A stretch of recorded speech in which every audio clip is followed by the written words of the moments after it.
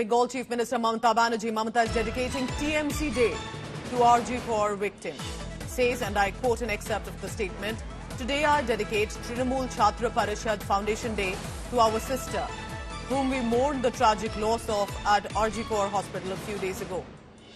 Our heartfelt condolences to the family of the sister who was brutally tortured to death, and we are seeking speedy justice, as well as to all the women of all ages across India who have been subjected to such inhumane acts. Sorry," she says. Students, youth have a great social role. We keep the society and culture awake. It is the task of the student society to give the dream of a new day. So it's basically a message for the students and students who are part of the TMC student groups, but thereby also sending out a message with regard to the incident that happened at the hospital. So a very interesting combination of words there. Remember, it's the Trinamool Chhatra Parishad Day. So for the student group of the TMC, Shreya Chatterjee is joining me for the latest on that.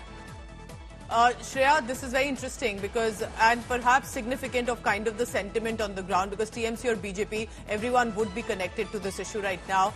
Tell us more about how the TMC Student Parishad Day has been dedicated to the victim. Well, you know, Pooja, the TMC Chhatra Parishad event that is going to be happening since 12 is actually dedicated to the incident that happened in Arjikar after this tweet that has been put in place by Mamata Banerjee.